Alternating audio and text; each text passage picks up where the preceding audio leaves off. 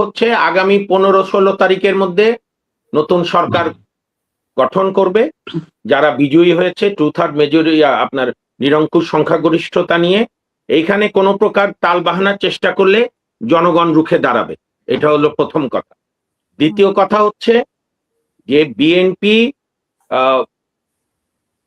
Sorry, যে বিষয়টা আমি আমার অগ্রজ মঞ্জু ভাইকে একটু সহায়তা করি।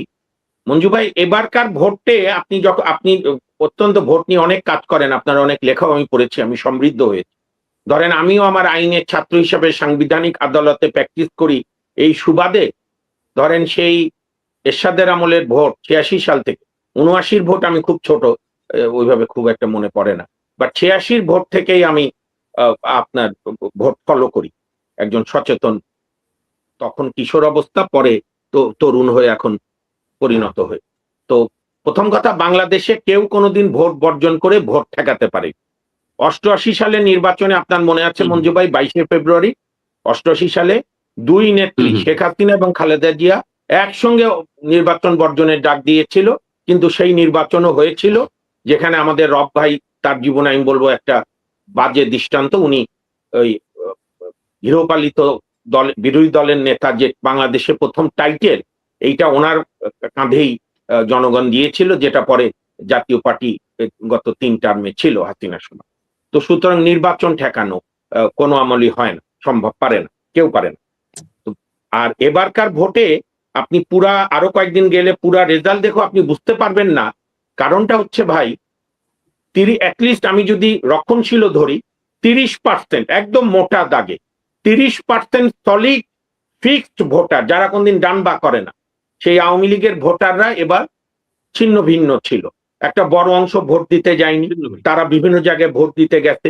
কেউ ধরেন ইউনিয়নে থাকতে হবে, বাড়িতে আসে, যদি জামাত শক্তিশালী হয়, জামাত বলতে তুই এনে ছবি এনে দেখা।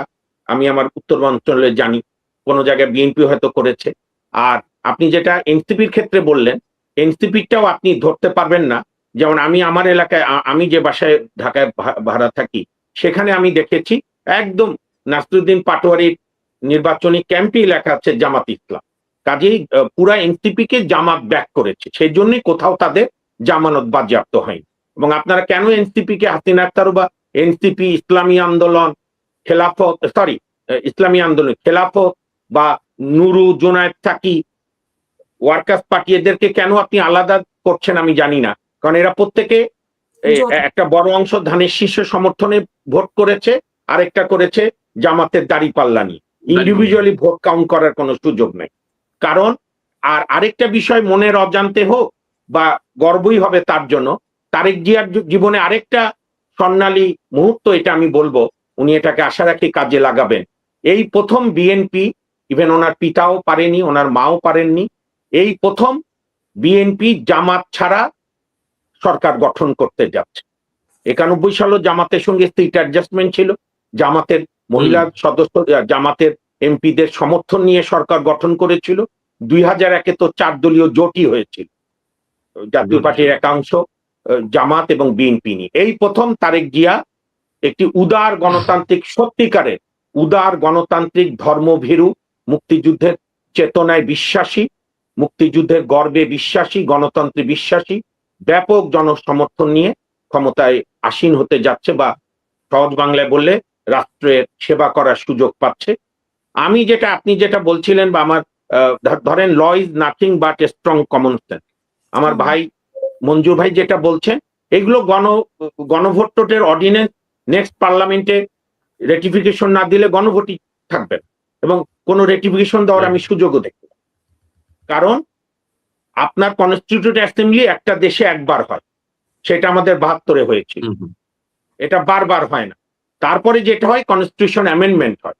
ধরেন আমেরিকায় এখন পর্যন্ত বোধহয় 500-600 বার হয়েছে, 800-900 বার, ইন্ডিয়া তো বোধহয় 400-500 বার হয়েছে। হ্যাঁ, এরকম বিভিন্ন দেশে, না ইন্ডিয়াতে 101 বার হয়েছে ভাই, ওই লাস্ট বোধহয় 101 বার। তো জি জি জি, তো সুতরাং এইগুলো অ্যামেন্ডমেন্ট হয়। হ্যাঁ, অবশ্যই অ্যামেন্ডমেন্ট হওয়ার বিষয় আছে সংসদে, যেমন আর্টিকেল 70, এমপিদেরকে দাস বানিয়ে রাখা হয়, কোনো কাজে লাগে না। তারপরে আপনার এমপিদের উন্নয়ন কাজে না দেওয়া, তারপরে আপনার কোনো ব্যক্তি 2 টার্মে বেশি হবে না, এইটুকু এটা অ্যামেন্ডমেন্ট করতেই হয়। এটা নিয়ে তো আমি সাধারণ মানুষেরও আগ্রহ দেখেছি। বিচার বিভাগে হস্তক্ষেপ না, যদিও এটা নির্ভর করবে সরকার প্রধান কতটা আন্তরিক। তো সুতরাং এই গণভোটটা এটা একটা পার্ট। এটা হচ্ছে ইউনূস, আসিফ নজরুল গংদের এবং এই যে আলী রিয়াজরা যে সরকারের জনগণের ট্যাক্সের টাকায় যে এই ফাস্টফুডের দোকান খুলছিল হারুনের ভাতের হোটেল বন্ধ হওয়ার পর, সেইটার একটা মানুষকে শো দেখানো। আমি তো বরং দাবি করব যে আবারও আপনার এখানে পুরাতন কথা বলবো, আমি তো সম্মান জানাতে চাই শ্রদ্ধা নিয়ে নানা বিষয়ে দ্বিমত সত্ত্বেও। আমি বিএনপির একজন দূরবর্তী সমর্থক। বিএনপি ক্ষমতায় যাওয়ার পর কোন অন্যায় শুরু করলে প্রথম যে লোকটা প্রতিবাদ করবে, জীবনের যদি বিএনপি আগেকার সরকারের মতো হয় তা সত্ত্বেও আমরা প্রতিবাদ করব, আল্লাহ জীবনের মালিক। কিন্তু বিএনপির তারেক রহমান তো আমি দেখছি 5ই আগস্টে ইভেন আমরাও ইউনূস সাহেবকে চিনতে পারিনি।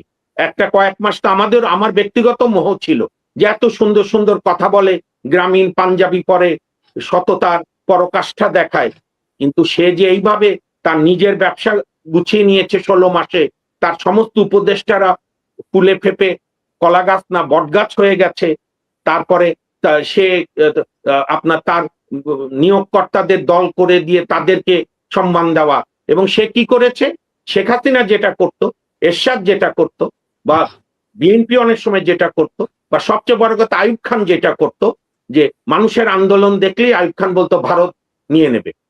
ইউনূসও এরকম করেছে, যেই কোনো ন্যায্য আন্দোলন করেছে মানুষ, বিএনপি, জামাত আর এনসিপি তার আজ্ঞাবাহু দলকে ডেকে নিয়ে আসো আমরা এক হই, নাহলে তো অন্যরা চলে আসবে। মানুষ এগুলো খেলা বুঝে গেছে। এবং আপনি যেটা আইনগত বলছেন, আইনগত হচ্ছে এখন ভাই যেটা বলছেন স্পিকার, আপনার আমি একটা প্রশ্ন করি হাসিনা আক্তার, আপনার এখানে তো অনেক পণ্ডিতরা আসে, আমি একজন খুবই সাধারণ মানুষ, ওই পণ্ডিতদের জিজ্ঞেস করেন যারা নতুন বাংলাদেশের কথা বলে, এইটা কততম ভোট হলো হাসিনা আক্তার? ত্রয়োদশ, সবাই তো বলে ত্রয়োদশ। হ্যাঁ, প্রথম ভোট হলো এটা সংসদে, বাংলাদেশে প্রথম সংসদ নির্বাচন হলো না, ত্রয়োদশ হলো, অর্থাৎ এর আগের 12টা নির্বাচন হয়েছে। শুভবুদ্ধি এটাই হবে আসিফ নজরুল সহ ইউনূস সাহেবদের এবং সব বিজয়ী এমপিদের, শারমিনকে ডেকে নিয়ে এসে ওত নিয়ে তারপরে যদি কোনো মামলায় গ্রেপ্তার করা লাগে গ্রেপ্তার করুক, কিন্তু আগে ওত দেবে, ওত নিয়ে সংসদ বসে নতুন স্পিকার নিয়োগ হবে, সেই স্পিকার নতুন স্পিকারদের, নতুন এমপিদের শপথ নেবে।